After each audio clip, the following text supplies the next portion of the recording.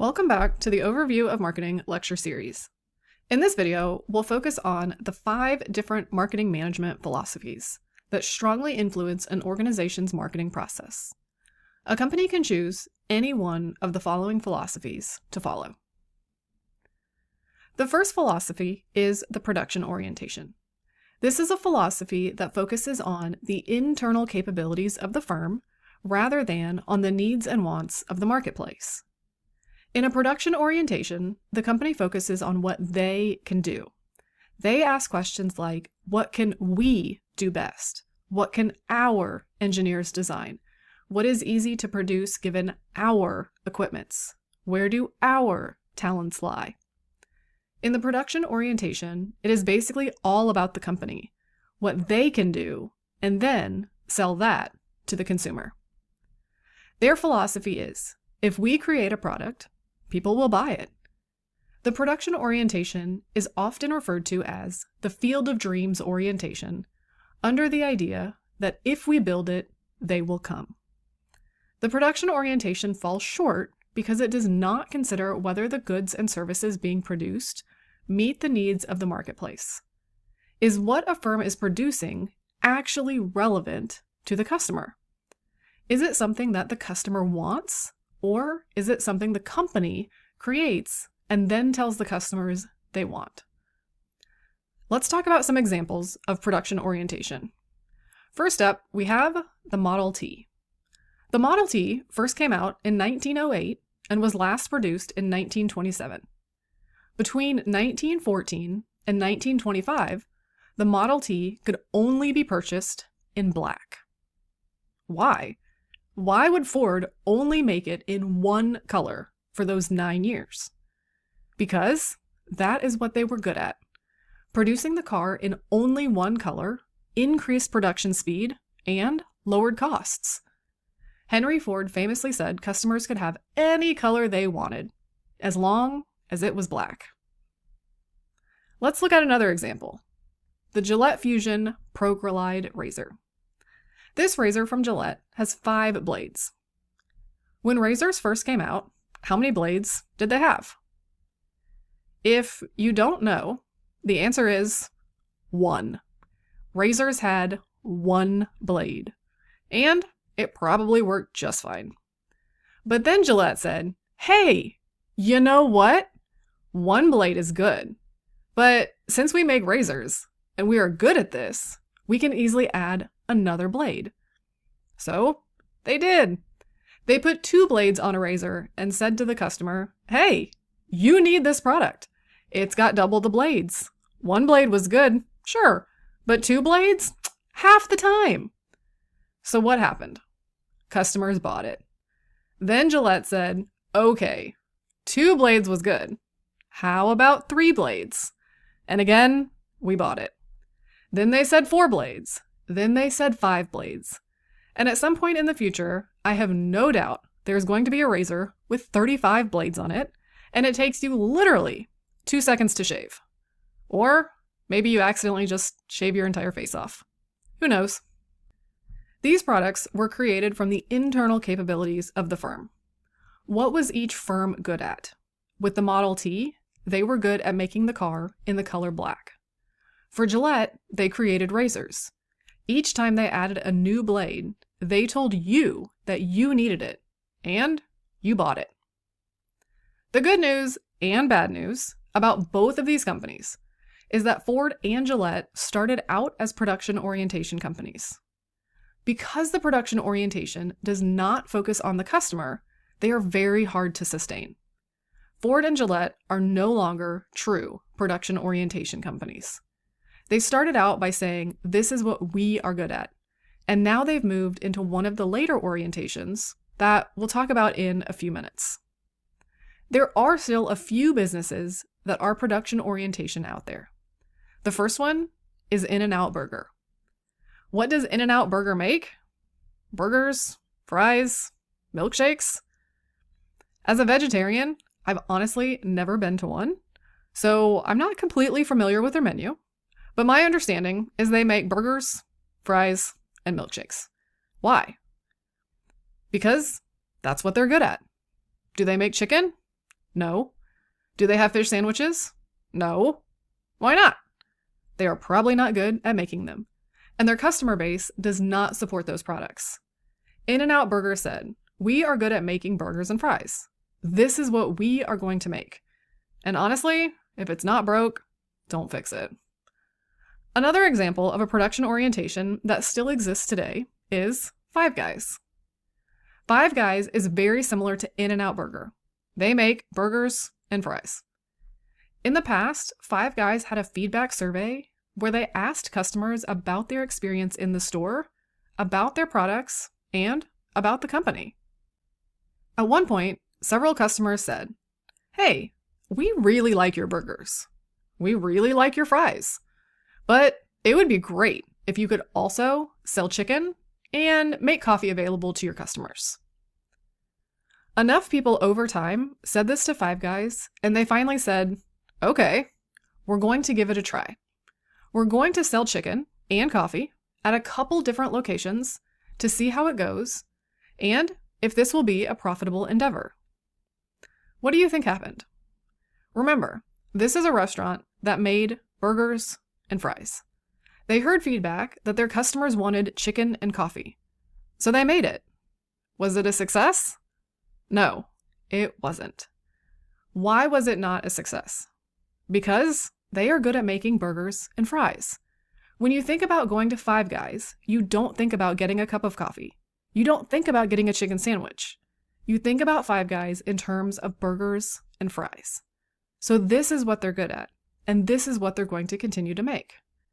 Now, for a production orientation business to survive, they do need to take the wants and needs of the customers into consideration. They need to think about what the customer wants and then be good at making that specific product.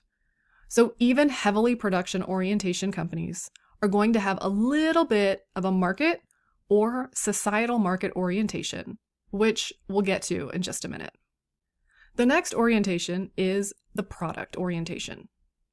A product orientation is a philosophy that focuses on the quality and innovation of products, believing that customers will favor products that offer the most quality, performance, or innovative features. In product orientation, companies are focused on technology and innovation. They're investing heavily in building and showcasing impressive features and product advancement. The belief here is that if we make the best product with the most advanced features, customers will want it. Product-oriented companies are consistently improving and innovating. They're not just asking, what does the customer want? But rather, what amazing product can we make that customers didn't even know they wanted?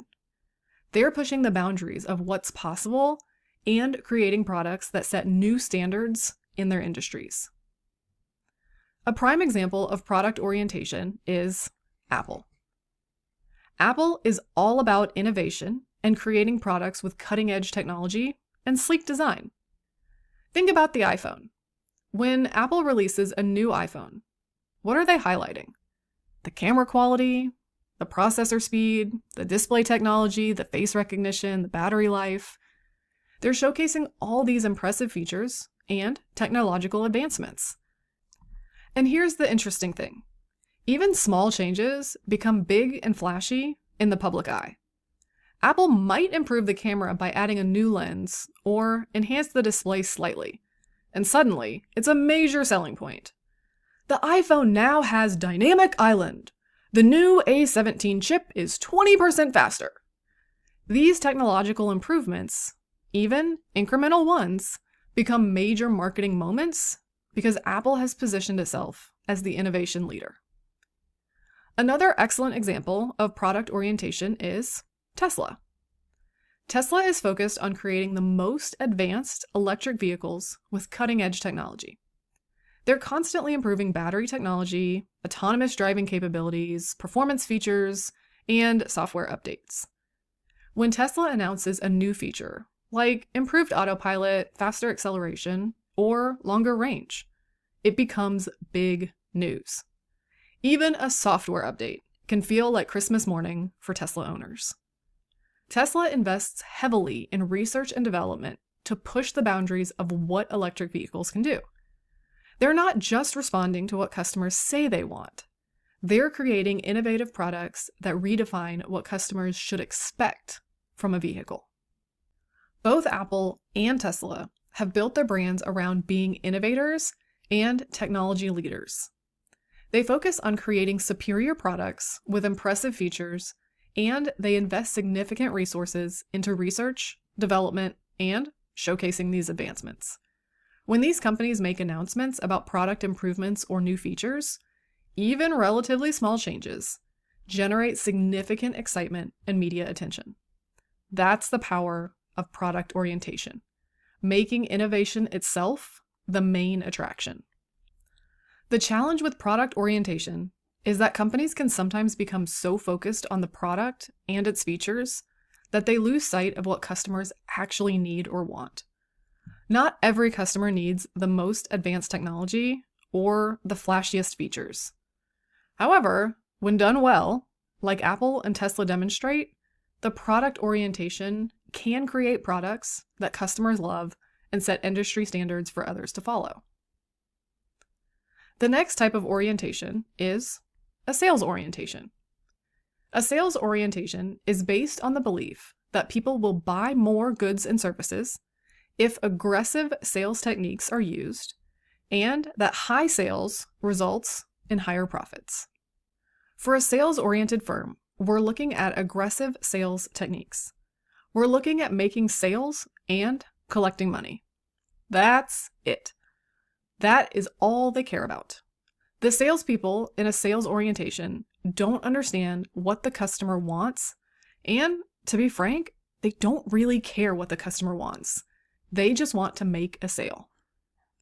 An example of a sales orientation is car dealerships. Car dealerships don't make the vehicles. They get the vehicles from the manufacturer, and they are there just to sell a car. Let me give you a more specific example. I bought a Jeep about 10 years ago now. At the time, I wanted a very specific Jeep. When I went into the car dealership, I knew exactly what I wanted. But the Jeep dealership did not have it. I was explaining to the salesperson, this is what I want. This is what I'm looking for. This specific color, these kinds of doors, this kind of infotainment center, and all the information that I want. He said, well, we don't have that. But what we do have is this Jeep over here. And it has some of the features that you want. But we have it here in stock, so you can drive it home today. And I said, it looks great. But this is not what I want. I want the Jeep that I've told you about. And if you don't have it, that's okay. I can go somewhere else. Then the salesman said, oh no, we have other cars here on the lot.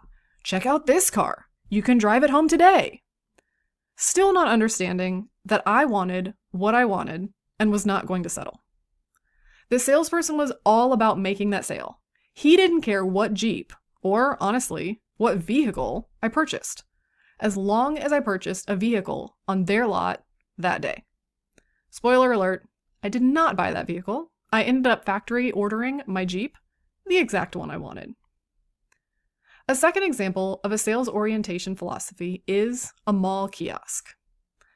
I know that many of you have not been to the mall in quite some time, but think back with me about the last time you went to the mall. Do you remember those kiosks in the middle of the mall? Some of them sell cell phone cases, some have beauty products. The ones that always get me are the hair straightening kiosks. There's a person working at the kiosk, and they've got this hair straightener in their hand, and they start clapping it together. Ma'am, can I show you how this product works? Look, let me just show you real quick. Your hair is going to look amazing.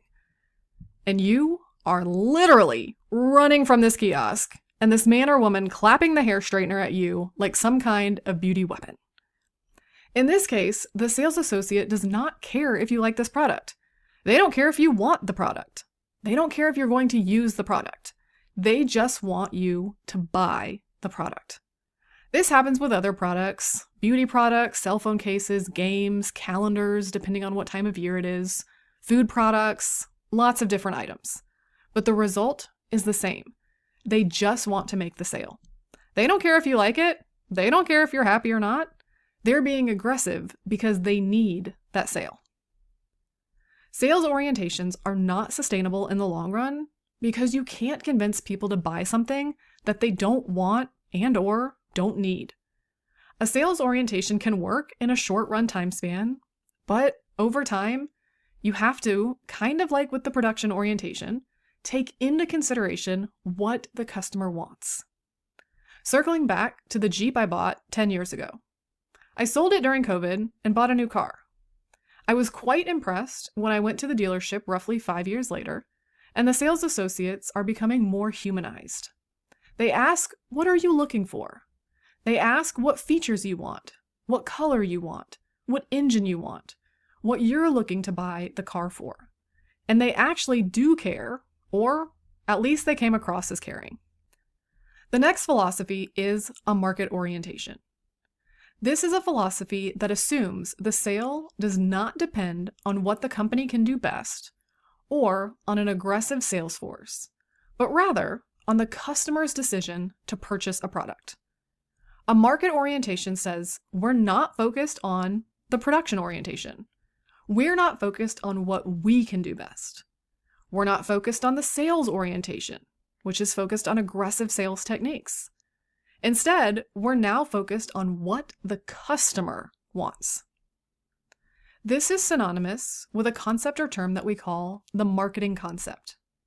The marketing concept is the idea that the social and economic justification for an organization's existence is the satisfaction of customer wants and needs. A market orientation is focused on the customer. What does the customer want? Whatever they want, we will provide, because then they will come and purchase that product from our business. An example of a market orientation is McDonald's. What does McDonald's make? Hamburgers, French fries, chicken, salads, milkshakes, breakfast, all sorts of different items. When McDonald's first started out, though, what did they sell? Burgers, fries, and milkshakes. As time went on and consumers became more health conscious, many parents said, these Happy Meals that we're giving to our children, a burger, fries, and a soda, along with potentially some cookies, these are not that healthy for our children. Instead of soda, because soda rots our teeth, McDonald's should offer milk. And what did McDonald's do? They listened. They said, not a problem. You don't want your kids drinking soda? We've got this. We will offer milk and chocolate milk. Mind you, the chocolate milk has equal amounts of sugar as the soda. But nonetheless, the parents were happy for at least a moment. Well, that was a start, but wasn't good enough. The parents now said, all right, my little darling here is drinking chocolate milk instead of soda, but what about those French fries? They're really bad. What other options do we have? McDonald's responded by offering apple slices. The parents were pleased. Then they said, as our kids are eating this healthier Happy Meal and they're playing in the play area, we're eating burgers and fries. We want something healthier too. We want McDonald's to offer salads. And what did McDonald's do? They offered salads. At this point, you see the pattern. McDonald's followed the market orientation. They said whatever the customer wants and needs is what we are going to provide. If we provide the products customers want, they will continue to come to our business. McDonald's basically became the yes company. Another example of market orientation is Trader Joe's. We're still in the creating new foods out of healthier foods trend, and Trader Joe's is all over this. Customers of Trader Joe's said, we really like your pizzas and the pizza dough you offer, but we're trying to watch carbs and cut gluten. We really wish you had a cauliflower crust option that had less carbs and was gluten-free.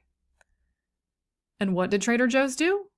They created a cauliflower gluten-free pizza crust for their customers. And the customers bought it. Trader Joe's listened to what their customers wanted and delivered exactly that. A third example of market orientation is Nike. Nike has taken customer focus to another level by allowing customers to customize their products. Through Nike by You, customers can design their own shoes.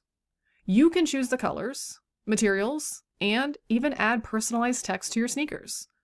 Want a shoe with neon green accents and your name on the side? Nike says go for it. Want to match your school colors perfectly? Nike will make it happen. They're not just saying, here's what we make, take it or leave it. They're saying, tell us what you want and we'll make it specifically for you. This is market orientation at its finest, putting the customer's wants and needs at the center of everything they do. Nike recognized that customers want products that reflect their individual style and preferences, and they created a system that allows for that customization. In all three examples, McDonald's, Trader Joe's, and Nike, the company listened to what customers wanted and needed and then provided it.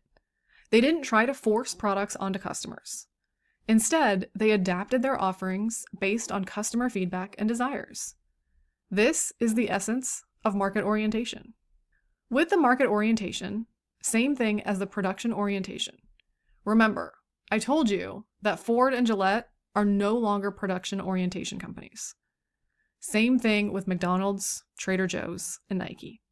None of these companies are actually pure market orientation companies anymore. They've moved forward into the next orientation that we'll talk about here in a second. But they've all made excellent examples because they started out with these respective orientations, or at least operated with a strong market orientation at certain points in history. You're probably thinking, okay, great. She just told us that McDonald's, Trader Joe's, and Nike follow a market orientation. And then said, oh, just kidding. They're not market orientation companies anymore. So what is a market orientation company now? Here's the thing. Many newer or smaller businesses actually fall into the market orientation category. These are companies that are actively listening to customers' wants and needs and providing those products without necessarily focusing on the broader societal impact yet. They're focused on what the customer wants, not their internal capabilities, not aggressive sales techniques, but genuinely what the customer wants. Think about local businesses in the community. Maybe a local coffee shop that adds oat milk because customers requested it, or a boutique that started carrying extended sizes because customers asked for them. These businesses are operating in a market orientation. They're listening, adapting, and providing what their customers want. The reason it's harder to find large, well-established companies that are purely market-oriented is because many of them are moving beyond just satisfying customer needs. They're taking it a step further and moving into the societal marketing orientation. In the societal marketing orientation, this is the idea that an organization exists not only to satisfy the customer's wants and needs and to meet the organizational objectives, but also to preserve or enhance individuals and society's long-term best interests. Instead of focusing just on the wants and needs of the customers, we're now focused on the wants and needs of the customers and preserving or enhancing society. It's like the market orientation decided to become a superhero. To do this, companies may create products and/or containers that are less toxic, are more durable, contain reusable materials, or are made from recyclable materials. The AMA definition, if you recall back from part 1, includes society at large to provide value. By following the societal marketing orientation, companies are following the AMA definition of marketing and providing value to society. A couple of examples here. First is Bombas. Bombas makes socks, t-shirts, and underwear. They listen to what their customers want. Comfortable, high quality, basics. But they don't stop there. For every item purchased, Bombas donates an item to someone in need. When you buy a pair of socks, someone experiencing homelessness receives a pair of socks. When you buy a t-shirt, someone in need receives a t-shirt. Bombas recognized that socks are the most requested clothing item at homeless shelters, and they decided to do something about it. They're not just selling products, they're addressing a real societal need. They're making the world a little warmer, one pair of socks at a time. Another example is Warby Parker.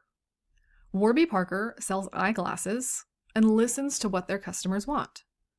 They have numerous amounts of frames that customers can choose from, different materials, different styles, different types of glasses. They're providing what their customers want at an affordable price point. But here's where they take it further. For every pair of glasses that is purchased, Warby Parker distributes a pair to someone in need. They work with partners around the world to provide glasses to people who otherwise couldn't afford them. Both Bombas and Warby Parker are excellent examples of the societal marketing orientation. They're listening to their customers. They're providing quality products that meet customer needs. But at the same time, they're giving back and making a positive impact on society. They're not just focused on profits. They're focused on purpose. All right. Remember all those companies we talked about earlier? Ford, Gillette, Apple, Tesla, McDonald's, Trader Joe's, and Nike. They're all societal marketing orientation companies now. They've evolved from their original orientations and now incorporate societal responsibility into their business models. They focus on sustainability, community initiatives, ethical practices, and giving back to society while still meeting customer needs. Even In-N-Out and Five Guys. While they still have strong production orientation tendencies, sticking to what they do best, also have elements of the societal marketing orientation. They're incorporating sustainable practices, supporting their communities, and thinking about their broader impact on society. The societal marketing orientation, at the end of the day, is sort of the end-all, be-all orientation. This is where you would like to end up as a company, because we're not focused on what we do best. It's not a me, me, me company. It's not about using aggressive sales techniques. It's saying, I want to satisfy the customer. I want to provide that value, those benefits to the customer. You tell me what you need, and we will do it.